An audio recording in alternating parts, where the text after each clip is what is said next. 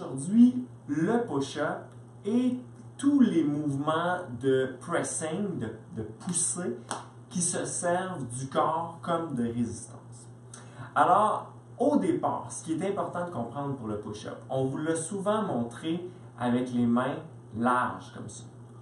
Au départ, pour le push-up, peu importe la variante que vous allez utiliser, vous devez garder vos mains sous vos épaules comme ça.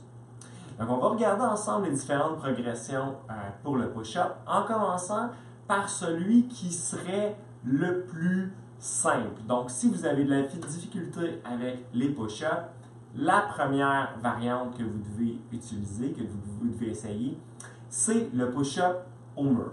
Donc, ce qu'il faut comprendre avec le push-up, c'est que plus on est incliné, plus c'est difficile. Donc, plus on est à l'horizontale, plus c'est difficile. Alors là, la première variante serait au mur, donc avec les mains sous les épaules. Et plus vous allez être avec les pieds reculés vers l'arrière, plus ça va être difficile.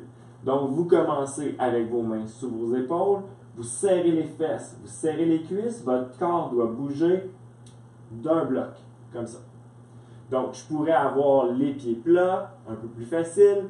Je pourrais être sur les orteils, un peu plus difficile. L'important, c'est que le corps au complet soit transporté par votre mouvement, de toujours continuer à garder les mains à la hauteur des épaules et les coudes relativement proches de vous.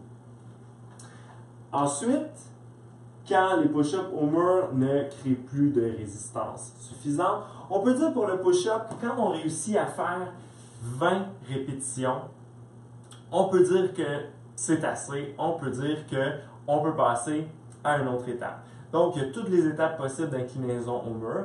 Ensuite, on a le push-up surélevé sur un banc ou sur une chaise.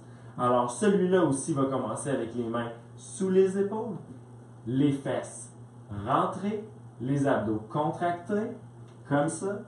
Et d'un coup, on pousse en s'assurant que les fesses ne ressortent pas en premier. Vos fesses doivent être alignées avec le restant de votre corps, ainsi que votre tête. Donc, la tête est un peu comme ça.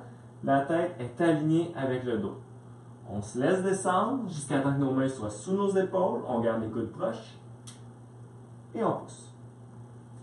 Donc, ça, c'était pour le push-up incliné. Ensuite, la prochaine variante, ça serait sur les genoux. Donc, push-up sur les genoux. Quand on était petit, on appelait ça des push-ups de filles. C'est terrible. C'est simplement un push-up avec un moins long levier. Donc, il n'y a pas toute la portion mollet, tibia, pied. Donc, c'est juste à partir de là. Donc, le corps est un peu moins lourd. Il manque toute cette portion-là. Donc, terrible d'avoir appelé ça push-up de filles. C'est simplement push-up sur les genoux. J'en donne à faire à certains hommes. Il n'y a pas vraiment de raison pourquoi ça s'appelle comme ça. Donc, push-up à genoux. Même chose, on garde le corps droit. Les mains sous les épaules. Les fesses rentrées. On descend le corps au complet jusqu'à temps que les mains soient sous les épaules. Et on pousse de façon explosive vers le haut, explosive mais contrôlée, vers le haut. Donc, on redescend, on attend que notre corps touche presque au sol et on pousse en gardant les mains sous les épaules et les coudes proches de nous.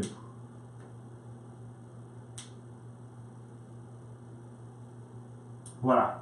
Donc, si vous êtes capable de faire une série facilement de 20 push-ups sur les genoux, on est dû pour passer au push-up sur les orteils. Alors, push-up sur les orteils, qui est le push-up classique, on se place en position de planche, on serre les fesses, on serre les cuisses, on descend jusqu'à temps que nos mains soient sous nos épaules, on garde la tête droite alignée avec le dos, les fesses contractées, les cuisses contractées, on est une vraie barre et on se lève d'un coup. Donc, pas de momentum ici. Donc, pas ça comme ça. On prend le temps de descendre jusqu'à temps que notre nez touche presque à terre et d'un coup, on relève comme ça. Donc, c'était ça pour le push-up avec, sur les orteils. Ensuite, il y a d'autres variantes qu'on peut utiliser. Si vous êtes capable de faire, par exemple, une série de 20 push-ups sur les orteils, vous pouvez y aller avec un push-up avec une jambe surélevée. Donc, on lève une jambe et on descend. Donc, un peu plus difficile, comme ça. Il y aurait aussi le push-up spider. Donc, on ramène un genou et on lève. L'autre côté et on lève.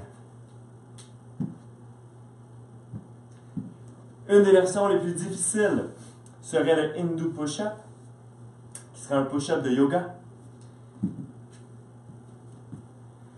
Position du chien tête baissée. Tout le poids de nos bras s'en va dans le bout de nos doigts. On pousse le sol, on plonge, sort la tête, comme ça. Et au retour, on revient tout proche du sol et on pousse d'un coup vers l'arrière. On revient. On revient proche du sol et on pousse vers l'arrière. Version beaucoup plus avancée. Donc, dans vos programmes, je vous encourage à me dire à quelle version du push-up vous êtes rendu. Je vais vous montrer, pour ceux qui ont un TRX, je vais vous montrer aujourd'hui comment ça fonctionne avec le TRX. Donc, avec le TRX, plus les courroies vont être allongées, plus le mouvement va être difficile. Alors, on commence avec, on se place sur la pointe des orteils, les courroies en dessous des épaules, les mains légèrement inclinées vers le milieu. Donc, pas comme ça, pas comme ça, comme ça. On se laisse descendre jusqu'à temps que les poignets soient sous nos épaules, encore une fois. Les fesses contractées, le dos droit, la tête alignée avec le dos. On pousse en contractant les pectoraux pour revenir en position. J'ai dit au début sur les orteils, mais ça pourrait être aussi avec les pieds plats si c'est plus difficile au début. Donc, pieds plats, et on revient. Si le mouvement est trop facile comme ça, on se donne un peu de longueur. Voilà. Comme ça. Donc là, plus difficile parce que plus de longueur, donc le corps est plus incliné. Avec le push-up, c'est toujours la même chose. Plus le corps est proche d'être parallèle au sol, plus le mouvement sera difficile.